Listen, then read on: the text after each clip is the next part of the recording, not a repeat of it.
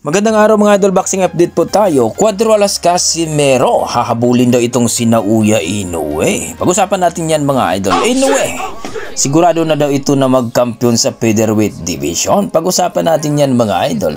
Pero kung bago kayo sa ating YouTube channel, baka pwede makahingin isang like, subscribe at pakipindot na rin ng ating notification bell mga idol para ma-update kayo sa ating video na katulad nito. Well mga idol, alam naman natin na itong si Casimero ay inaabangan talaga ang laban nito, no? Sa ating mga boxing fans, mga solid Casimero fans na talaga naman na maganda talaga kapag si Casimero ang lumaban. Exciting panoorin talaga mga idol.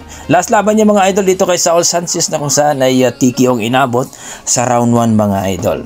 So dito nga mga idol, ayon sa ating mga boxing fans na mas maigi daw na itong si Casimero ay aakyat na ito ng featherweight division at abangan na itong si Naoya Inoue para wala na daw lusot. At wala na itong takas kay Casimero mga idol dahil alam naman natin mga idol na nangako itong si Casimero na hindi siya titigil lang pagbuboxing mga idol kung hindi niya talaga nakakalaban itong si Naoya Inoue. Naniniwala ang ating mga boxing fans mga idol na itong si Naoya Inoue ay matutulog lang dito kay Cuadro Alas Casimero dahil napakalupit daw talaga itong kamao na ito. Ayon sa ating mga analyst mga idol na itong si Casimero ang pinakamalakas daw talaga sa bantamweight division dito kay Donaire at ni Naoya Inoue. Pero kaya nga daw hindi nilalabanan itong si Casimero ni Donaire at ni Naoya Inoue dahil alam daw nila na matatalo sila dito kay Cuadro Alas Casimero. Well mga idol, kung may promoter talaga si Casimero mga idol at ito nga may matchmaker siyang malupit kagaya ni Sean Gibbons ay pwedeng maopera nila itong si Rafael Espinosa mga idol, ang champion ng WBO featherweight division mga idol, na kung saan ay kung manalo itong si Casimero dito ay tiyak na talagang lalabanan nito na Naoya Inoue dahil marami nagsasabi ngayon mga idol na itong si Naoya Inoue isang laban na lang daw ito dito kay Picasso mga idol sa bansang US.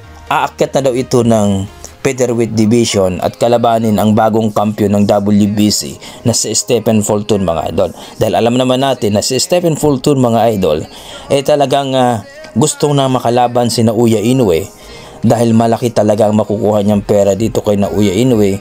At the same time mga idol, nangarap ito na matalo itong si Naoya Inoue na maalala nyo mga idol na itong si Stephen Fulton ay tinalo lang, no? Pinagapang ni Naoya Inoue sa kanilang laban dito sa Super Bantamweight Division. Ngayon, champion na itong si Stephen Fulton ay sigurado na isang laban na lang itong si Naoya Inoue ay aakyat na ito ng featherweight division at kalabanin itong si Stephen Fulton. Kayo mga idol, mas maigi kaya, mas maganda kaya na itong si Casimero ay aakyat na ito sa featherweight division at kukuha ng belt dito para itong si Naoya Inoue ay hindi na talaga makakaiwas dito kay Cuadro Alas Casimero mga idol at makikita na natin ang laban nating inaabangan, ang Casimero versus Naoya Inoue dahil marami nagsasabi na ito talaga si Inoue mga idol. Takot na takot talaga ito kay Casimero, pero ayon kay Naoya Inoue hindi daw siya takot kay Casimero. Ayon pa kay Naoya Inoue mga idol, easy fight lang daw itong si Casimero at gagapang lang daw ni Naoya Inoue itong si Casimero. Ayon sa ating mga boxing fans mga idol, ito na daw yung best way ni Casimero para makalaban dito kay Naoya Inoue at hindi na makakaiwas itong si Naoya Inoue mga idol.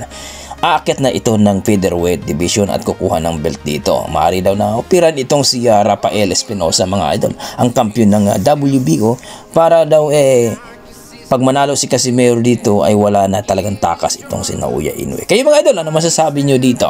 Mas maigi kaya na si Casimero aakyat na lang ng featherweight division at kukuha ng belt? Please comment down below mga idol para ating pag-usapan. Maraming salamat.